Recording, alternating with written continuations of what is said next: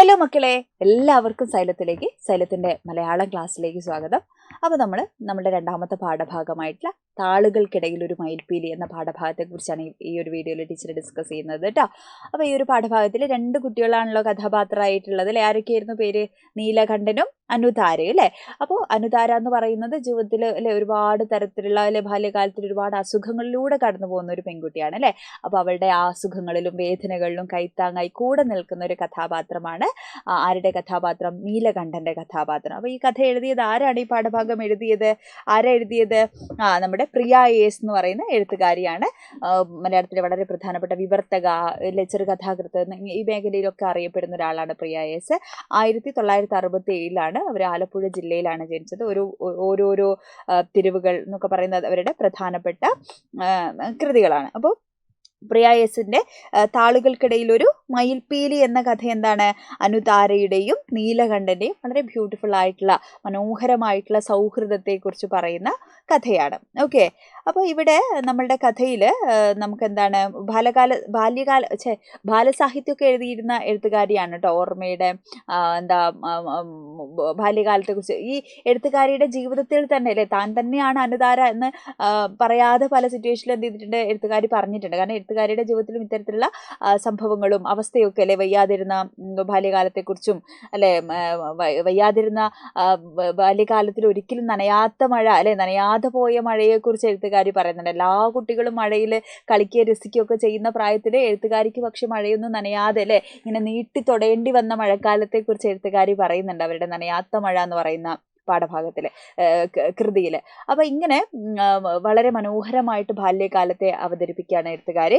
ഉദാത്തമായ സ്നേഹത്തിന്റെ മാതൃകയാണ് ഇവിടെ നീലകണ്ഠന്റെയും അല്ലെ അനുതാരയുടെയും ഉള്ളിലുള്ളത് അല്ലെ. അപ്പൊ കുഞ്ഞു മനസ്സിലെ ബാല്യകാലത്തിന്റെ ഓർമ്മച്ചെപ്പിൽ പൊതിഞ്ഞു വെച്ചിട്ടുള്ള ഒരു മയിൽപ്പീലിയാണ് എന്ത് ചെയ്യുന്നത്? ഈ ഒരു അല്ലെ സ്നേഹബന്ധത്തിന്റെ അല്ലെ ഓർമ്മയായിട്ട് നമുക്ക് കാണാൻ പറ്റുന്നത്. ബാല്യത്തിലെ ഏറ്റവും വ്യക്തവും പ്രകാശനവുമായത് നീലകണ്ഠനെ കുറിച്ചുള്ള ഓർമ്മയാണെന്ന് നമ്മുടെ കേന്ദ്ര കഥാപാത്രം അല്ലെ അനുതാര പറയുന്നുണ്ട് അല്ലെ. അപ്പോൾ ആ ഒരു സ്നേഹത്തിന്റെ മാസ്മരികമായിട്ടുള്ള ഭാവതലത്തെയാണ് എത്രത്തോളം. ഇപ്പൊ നമുക്കൊക്കെ ഒരുപാട് സുഹൃത്തുക്കൾ ഉണ്ടാവും അല്ലെ സ്കൂളിലൊക്കെ. അപ്പോൾ ഈ സൗഹൃദത്തിന്റെ അല്ലെങ്കിൽ പരസ്പരമുള്ള സ്നേഹത്തിന്റെ പ്രാധാന്യം എത്രത്തോളമാണ്. നമ്മൾ ഭയങ്കര വീക്കായിരിക്കുന്ന സിറ്റുവേഷൻസിൽ നമ്മളെ സപ്പോർട്ട് ചെയ്യുന്ന, നമ്മളെ മനസ്സിലാക്കുന്ന ആളുകൾ അല്ലെ, നമ്മളെ വീണ്ടും കുഴിയിലേക്ക് കൊണ്ടുപോയി ഇടുന്ന ആളുകളല്ല, നമ്മളിന്ന് ചേർത്ത് നിർത്തി അല്ലെ, നമുക്ക് എന്താണ് എല്ലാത്തിനും സപ്പോർട്ട്, നമ്മളെ സുരക്ഷിതമാണെന്ന് തോന്നുന്ന ചില ഇടങ്ങൾ ഉണ്ടാവും അല്ലെ. അതാണ് ഏറ്റവും മനോഹരമായിട്ടുള്ള ഇടങ്ങൾ എന്ന് പറയുന്നത്. കുഞ്ഞുങ്ങളുടെ മനസ്സിൽ പോലും സ്നേഹത്തിന്റെ നനവ് തിരിച്ചറിയാനുള്ള കഴിവ് ജന്മസിദ്ധമാണ് അല്ലെ. അപ്പൊ ഈ കുട്ടികളുടെ ഉള്ളിൽ പോലും എന്താണ് അത് സ്നേഹത്തെ തിരിച്ചറിയാൻ പറ്റുന്ന മനസ്സ്. അപ്പോൾ നിങ്ങളൊക്കെ വളർന്നു വരുന്ന കുഞ്ഞുങ്ങളാണ് അല്ലെ. നമ്മളൊക്കെ ആയുധമേന്തിയിട്ടുള്ള ഒരുപാട് തലമുറയാണ് പുതിയ കാലത്ത് കണ്ടുവരുന്നത്. അച്ഛനെയും അമ്മയെയും ഉപ്പയെയും ഉമ്മയെയും സ്നേഹിച്ച ആളുകളെയും ഒക്കെ ഇല്ലായ്മ ചെയ്യുന്ന ക്രൂരതയുടെ മുഖംമൂടി അണിഞ്ഞിട്ടുള്ള പുതിയ കാലത്ത് നമ്മളൊക്കെ സ്നേഹത്തിന്റെ, സൗഹൃദത്തിന്റെ, പരസ്പര ബന്ധത്തിന്റെ ഒക്കെ വാല്യൂ മനസ്സിലാക്കി മുന്നേറണം എന്നുള്ള അർത്ഥത്തിലാണ് ഈ ഒരു യൂണിറ്റ് തന്നെ ഇല്ല. ഈ ഒരു യൂണിറ്റിൽ തന്നെ എന്താണ്? പരസ്പര സ്നേഹത്തിന്റെ, മനുഷ്യ സ്നേഹത്തിന്റെ, മാനവികതയുടെ മൂല്യങ്ങളാണ് നമ്മൾ പഠിക്കണം അല്ലെ. അപ്പോൾ ഇവിടെ കുട്ടികൾ പരസ്പരം ഒന്നും പറയാതെ തന്നെ തിരിച്ച് സ്നേഹിക്കുന്നുണ്ട് അല്ലെ. പറയാതെ അവർ ആവശ്യപ്പെടാതെ അങ്ങോട്ടും ഇങ്ങോട്ടും എന്താണ് പല സിറ്റുവേഷനിലും അവർ ചേർത്ത് നിർത്തുന്നു അല്ലെ. സാന്ത്വനത്തിന്റെ അല്ലെ, എന്താ പറയുക, മനുഷ്യത്വത്തിന്റെ അല്ലെ വളരെ വ്യത്യസ്തമായിട്ടുള്ള എന്താ പറയുക മുഖങ്ങൾ നമുക്ക് ഈ കുഞ്ഞുങ്ങളിൽ, അത്രയും ചെറിയ കുഞ്ഞുങ്ങളാണ് അല്ലെ. കളർ പെൻസിലുകൾ നീലകണ്ഠനായിട്ട് ശേഖരിച്ച് വെക്കുന്നുണ്ട്. അവൻ അച്ഛനില്ല എന്ന് അറിഞ്ഞപ്പോൾ അവൻ അതിന് വാങ്ങിക്കൊടുക്കാനില്ല എന്നറിയപ്പോൾ അനുതാരം എന്ത് ചെയ്യുന്നുണ്ട്? അവന് വേണ്ടി ശേഖരിച്ച് വെക്കുകയാണ്. പകുതി മാത്രം എഴുതിയിട്ട് കളർ പെൻസിലൊക്കെ എന്ത് ചെയ്യും? ആർക്ക് വേണ്ടി മാറ്റി വെക്കും? നീലകണ്ഠന് വേണ്ടി മാറ്റി വെക്കും അല്ലെ. ഇതിലൊക്കെ ഉപരിയായി അവന്റെ അന്വേഷണവും സാമീപ്യവും ഒക്കെ എന്താണ്? അവളുടെ മനസ്സ് ആഗ്രഹിക്കുന്നുണ്ട് അല്ലെ. അതിനുവേണ്ടി അവൾ ശ്രമിക്കുന്നുണ്ട്. അപ്പൊ ഈ അറിവിൽ അവൾ സ്നേഹത്തിന്റെ പെരുമഴ പെയ്യിക്കുകയാണ്. അതായത് നീലകണ്ഠനെ കുറിച്ച് കേൾക്കുമ്പോൾ ഒക്കെ എന്ത് ചെയ്യുന്നു? ഭയങ്കര സന്തോഷം തോന്നുന്നു. അങ്ങനെ കുട്ടികൾ തമ്മിൽ പങ്കുവയ്ക്കുന്ന വസ്തുക്കൾ യഥാർത്ഥത്തിൽ അവരുടെ മനസ്സിലാക്കപ്പെടലിന്റെ, സമർപ്പണത്തിന്റെ ഉപാധികളില്ലാത്ത സ്നേഹത്തിന്റെ എന്താണ് നിധാനങ്ങളായിട്ട് നമുക്ക് കാണാൻ പറ്റും എന്നുള്ളതാണ്. കഥയുടെ അവസാനത്തിൽ എഴുത്തുകാരി പറഞ്ഞു നിർത്തുന്നിടത്ത് കഥ സ്നേഹത്തിന്റെ ഒരു ഗാഥയായിട്ട് ഒഴുകുന്ന നമ്മൾ കാണണം അല്ലെ.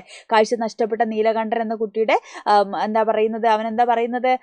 ഇനി ഞാൻ പഠിച്ചത് അല്ലെ ഒക്കെ എന്ത് ചെയ്തോളൂ, അനുതാര അല്ലെ പഠിച്ചു പൂർത്തിയാക്കണം എന്നാണ് പറയുന്നത് അല്ലെ. അപ്പൊ കുട്ടികൾ തമ്മിലുള്ള സ്നേഹബന്ധം സ്നേഹബന്ധത്തിന്റെ കഥയിൽ പ്രിയ എസ് നമ്മളോടും പറയാൻ ശ്രമിക്കുന്ന എന്താണ്?